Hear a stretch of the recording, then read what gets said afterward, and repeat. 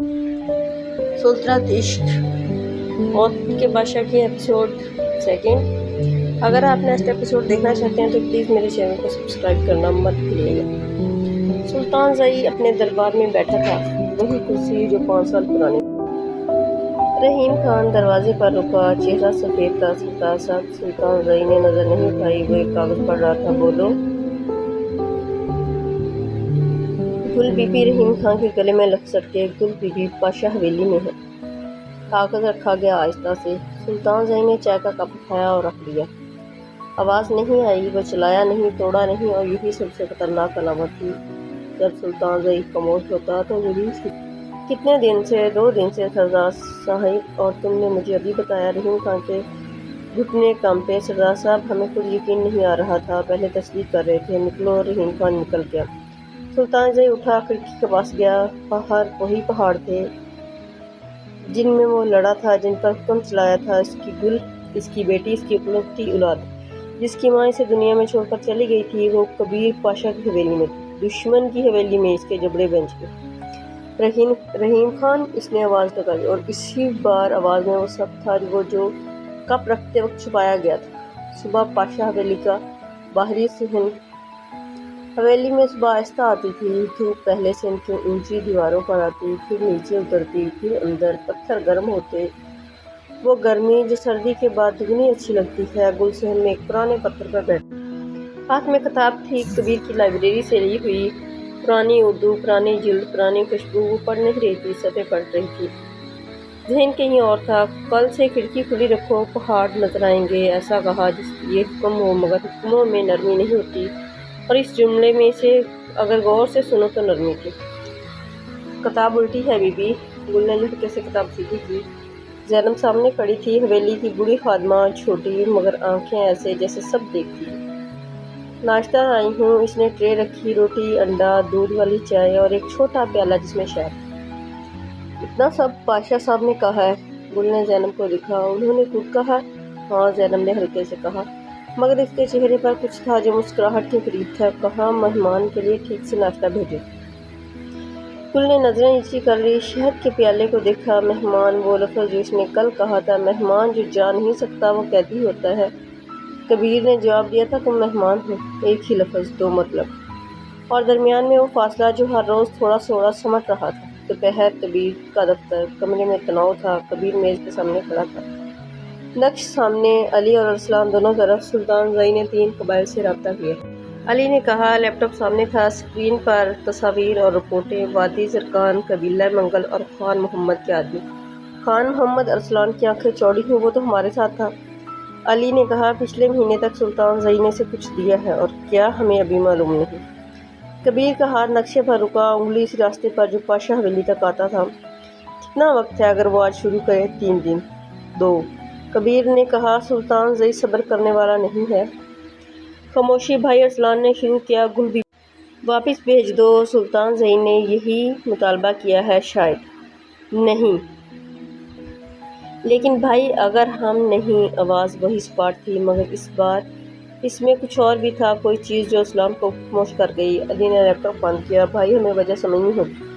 وجہ یہ ہے کہ سلطان زئی کے راستے میں ہمارے آدمی نہیں ہیں، اور گل وہاں محفوظ نہیں ہے۔ کبیر نے کہا ٹھنڈے لہجے میں، یہ فیصلہ سیکورٹی کا ہے، جذبات کا نہیں۔ علی اور ارسلان نے پھر ایک دوسرے کو دیکھا۔ سیکورٹی کا؟ دونوں جانتے تھے یہ پوری بات نہیں تھی، مگر دونوں نے کچھ نہیں کہا۔ دوپہر صحن میں علی کے ساتھ گل چائے پی رہی تھی جب علی آیا اور بالکل سامنے بیٹھ گیا، وہ طریقہ جو صرف چھوٹے بھائیوں کا ہوتا ہے، بے تکلفانہ۔ بلا اجازت گل بی بی، مجھ سے ایک سوال پوچھنا تھا۔ مجھ سے؟ گل نے چائے رکھی۔ ہاں، علی نے آرام سے کہا۔ اب کبیر بھائی سے لڑتی ہے؟ سوال سیدھا تھا، اتنا سیدھا کہ گل ایک لمحے کے لیے خاموش ہو گئی۔ اس نے کہا، پہلے ڈرتی تھی، اور اب؟ گل نے باہر پہاڑوں کو دیکھا۔ اب نہیں، ابھی بھی مجھے اس کی سمجھ نہیں آتی، لیکن اب ان سے مجھے ڈر نہیں۔ اور اب نہیں؟ گل نے باہر پہاڑوں کو دیکھا۔ ابھی بھی وہ سمجھ نہیں آتے، مگر ڈر نہیں لگتا۔ علی نے ہاں میں سر ہلایا، جیسے جاؤ پہلے سے جانتا ہوں۔ آپ جانتے ہیں بھائی نے آج ارسلان بھائی کو ڈانٹا کیوں؟ کیونکہ انہوں نے کہا کہ آپ کو واپس بھیج دیں، اور بھائی نے کہا نہیں۔ علی نے آہستہ کہا۔ بھائی نے کہا سیکورٹی کا فیصلہ بھی۔ گل کی سانس ہلکی رکی۔ سیکورٹی کا؟ ہاں، علی نے ہلکے سے مسکرایا۔ بھائی جب کوئی چیز نہیں کہنا چاہتے تو سیکورٹی کہتے ہیں۔ گل نے اسے دیکھا۔ علی کی آنکھوں میں شرارت تھی، مگر اس کے پیچھے کچھ سچا بھی تھا۔ علی بھائی، گل نے آہستہ کہا، مجھے کیوں یہ سب بتا رہے ہیں؟ علی ایک لمحے کے لیے رکا، پھر سنجیدہ ہو گیا۔ کیونکہ 12 سال سے ہم اب کبیر بھائی کو اکیلے دیکھ رہے ہیں، اور پہلی بار کوئی جس کی وجہ سے اس کی آنکھیں کچھ اور کہتی ہیں۔ اس نے کہا، اور مجھے لگتا ہے آپ کو بھی یہ پتہ ہے، آپ بس خود سے چھپا رہی ہیں۔ گل کچھ نہیں بولی۔ علی اٹھ گیا، لیپ ٹاپ اٹھایا اور چلنے لگا۔ علی بھائی، وہ رکا۔ آپ کو کبیر پاشا سے ڈر نہیں لگتا؟ علی نے مڑ کر دیکھا۔ پہلی بار گل کو اس میں بڑے بھائی کا عکس دکھا، ایک سردار کا نہیں، بس ایک آدمی کا۔ بھائی سے اس نے کہا، نہیں، انہوں نے ہمیں ہمیشہ آگے رکھا ہے، کبھی پیچھے نہیں کیا، تو ایسے آدمی سے ڈر نہیں لگتا؟ پھر ہلکے سے کہا، اور آپ کو بھی نہیں لگے گا؟ وقت لگتا ہے، باس کو چلا گیا۔ شام لائبریری۔ گل کو معلوم نہیں تھا حویلی میں لائبریری ہے، زینب نے بتایا تھا۔ پاشا صاحب نے کہا ہے، آپ جہاں چاہے جا سکتی ہیں، بس باہری دروازہ نہیں۔ وہ ڈھونڈتے ڈھونڈتے پہنچی۔ کمرہ بڑا تھا، دیواروں پر الماریاں، کتابیں، پرانی اور نئی دونوں۔ ایک کونے میں کرسی تھی، ایک لیمپ تھا، ایک میز تھی، اور پرانے کاغذ کی، لکڑی کی، اور کچھ اور تھا جس کو گل پہچان نہیں سکتی، مگر جو اچھی لگی۔ اس نے الماریاں دیکھی، فارسی شاعری، تاریخ، جغرافیہ، اور ایک کتاب درمیان میں رکھی، تھوڑی باہر نکلی ہوئی تھی، جسے کوئی ابھی پڑھ کر گیا ہو۔ گل نے نکالی ملکی میر، پہلا صفحہ کھولا، اور اندر پینسل سے کسی نے ایک شعر کے نیچے لکیر کھینچی تھی، پتا پتا بوٹا بوٹا حال ہمارا جانے ہے، جانے نہ جانے گل ہی نہ جانے باغ تو سارا جانے ہے۔ گل کا دل رکا، گل ہی نہ جانے۔ اس نے اس لکیر کو دیکھا، پرانی تھی، پینسل۔ گل کا دل رکا، گل ہی نہ جانے۔ اس نے اس لکیر کو دیکھا، پرانی تھی، پینسل پھیکی پڑ گئی تھی، مگر تھی کسی نے یہ صفحہ بار بار پڑھا تھا۔ وہ کرسی پر بیٹھ گئی، کتاب گود میں رکھ کر صرف اس ایک شعر کو دیکھتی رہی۔ وہ جانتی نہیں تھی کتنی دیر بیٹھی۔ یہ کتاب تم نے کہاں سے لی؟ آواز سن کر وہ اچھلی۔ کبیر دروازے میں کھڑا تھا۔ معاف کریں، زینب نے کہا تھا آ سکتی ہوں؟ وہ ٹھیک کہا۔ وہ اندر آیا، کتاب کی طرف دیکھا۔ میں نے پوچھا، یہ کہاں سے لی؟ الماری سے تھوڑی باہر نکلی تھی۔ کبیر ایک لمحے کے لیے رکا، پھر پاس آیا۔ گل نے کتاب اٹھائی اور لاشعوری طور پر وہ صفحہ کھل گیا جس پر لکیر تھی۔ کبیر نے دیکھا، کچھ نہیں بولا، مگر ہلکی سی تنگ ہوئی۔ کس نے لکیر کھینچی؟ گل نے کہا آہستہ، جیسے راز کی بات ہو۔ ہاں، کسی نے۔ اے وقا، میری ماں نے۔ گل نے سر اٹھایا، کبیر کا چہرہ پڑھنے کی کوشش کی۔ وہ کتاب کو دیکھ رہا تھا، یا شاید کتاب کے پیچھے کچھ دیکھ رہا تھا۔ وہ میر کی دیوانی تھی، اس نے کہا، وہی سپاٹ لہجہ، مگر اس میں ایک درد تھا جو چھپانے سے نہیں چھپتا۔ یہ کتاب میں نے انہیں دی تھی ایک بار جب میں 16 سال کا تھا، اور انہوں نے یہ شعر نشان کیا۔ ہاں، کہتی تھی یہ میرے بیٹے کے بارے میں ہے، وہ سب کچھ سمجھتا ہے، سب کچھ جانتا ہے، مگر اپنا حال خود نہیں جانتا۔ گل نے شعر پڑھا، پتا پتا بوٹا بوٹا حال ہمارا جانے ہے، جانے نہ جانے گل ہی نہ جانے باغ تو سارا جانے ہے۔ اور پھر گل کو احساس ہوا گل ہی اس کا نام ہے۔ سیدھا گہرا اس نظر میں پہلی بار اسے کچھ اور نظر آیا۔ رات صحن میں، شام ڈھل گئی تھی۔ کبیر سین کی انگیٹھی کے پاس بیٹھا تھا، چائے ہاتھ میں، نظر آگ پر۔ گل آئی اور تھوڑی دور بیٹھ گئی، وہی فاصلہ جو ہمیشہ رہتا تھا۔ کچھ دیر خاموشی۔ آپ کی ماں؟ گل نے شکوہ کیا۔ کب گئی؟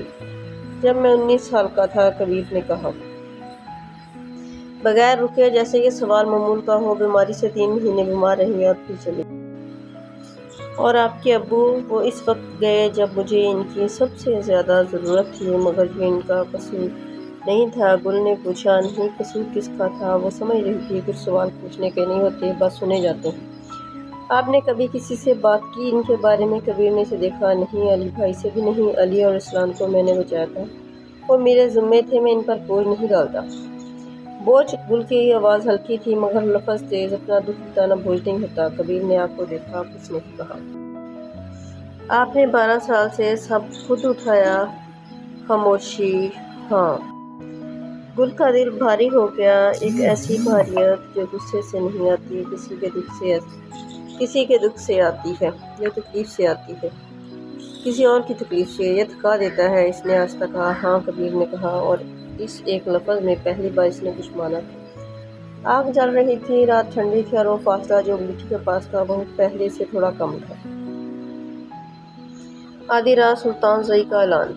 بلوچستان کے 3 قبائل اکٹھے ہوئے تھے وادی زرقان کی سرحد پر، کھلے آسمان کے نیچے آگ کے گرد سلطان زئی بیچ میں کھڑا تھا۔ کبیر پاشا نے میری بیٹی کو اغوا کیا ہے، یہ سچ نہیں تھا اور کچھ لوگ جانتے تھے، مگر جنگ کے لیے سچ نہیں چاہیے، جذبہ چاہیے ہوتا ہے۔ میں اسے واپس لاؤں گا اور پاشا حویلی کو اس کی بنیادوں سمیت خاک میں ملاؤں گا۔ آگ بھڑکی، نعرے بلند ہوئے۔ خان محمد جو کبھی کبیر کا آدمی تھا آگے آیا، سردار زئی حماقت کے ساتھ ہے۔ سلطان زئی نے اسے دیکھا، ایک پل کے لیے اس کی آنکھوں میں کچھ اور تھا، کوئی حساب کتاب، پھر وہ غائب ہو گیا۔ 2 دن اس نے کہا، 2 دن میں ہم پیشہ حویلی کے دروازے پر ہوں گے، اور بلوچستان جس نے 20 سال سے نسبتاً خاموشی دیکھی تھی پھر کانپا۔ رات کبیر کا کمرہ تنہائی میں۔ رات کے بعد 2 بجے تھے جب علی کا پیغام آیا۔ کبیر نے پڑھا، سلطان زئی کا اعلان، 3 قبائل 2 دن۔ وہ دیر تک بیٹھا رہا۔ میز پر وہ نقشہ تھا جس پر اس نے صبح انگلی رکھی تھی، پاشا حویلی کا راستہ، آنے کے راستے، جانے کے راستے۔ اس نے قلم اٹھایا، کچھ نوٹ کیا، پھر رکھ دیا۔ کھڑکی کے پاس گیا، باہر ستارے تھے، وہی جو رات کو ہمیشہ ہوتے ہیں بلوچستان کے آسمان پر، جہاں روشنی کم اور ستارے زیادہ۔ اس نے سوچا، سلطان زئی کے قدم آنے والے 2 دن کیا کرنا ہے، کیسے کرنا ہے؟ اور پھر لاشعوری طور پر اس نے سوچا، گل کیا وہ سو گئی ہوگی؟ کیسے ڈر لگ رہا ہوگا؟ کیا اس نے کھڑکی کھلی رکھی تھی؟ اس نے خود کو روکا، مگر سوار رہے خاموشی اندر کہیں اس پتھر کے نیچے، جو 12 سال سے تھا اور جو شاید پہلی بار ہل رہا تھا۔ صبح تیسرا دن تھا، طلوع فجر۔ گل کی آنکھ صبح جلدی کھلی، کھڑکی کھلی تھی۔ کبیر نے کہا تھا کہ تو اس نے کھلی رکھی تھی۔ باہر وہ پہاڑ تھے جو رات کو سیاہ لگتے اور صبح جامنی ہو جاتے۔ اس نے کتاب اٹھائی، امیر کا دیوان، اور وہ شعر پڑھا، پتا پتا بوٹا بوٹا حال ہمارا جانے ہے، جانے نہ جانے گل ہی نہ جانے بہت سارا جانے ہے۔ اور پہلی بار اس نے اپنے سے سچ بولا۔ وہ جانتی تھی کبیر پاشا کے بارے میں، اس کی دل میں جو ہے وہ خوف نہیں ہے، وہ نفرت نہیں ہے، سمجھ نہیں آنے والی الجھن نہیں ہے، یہ کچھ اور ہے، کچھ جو آہستہ آتا ہے، جیسے بلوچستان میں صبح آتی ہے، پہلے دیواروں پر، پھر نیچے، پھر اندر۔ اس نے کتاب بند کی، کھڑکی سے باہر دیکھا، پہاڑ تھے، ٹھنڈی ہوا تھی، اور آج کوئی طوفان آنے والا تھا۔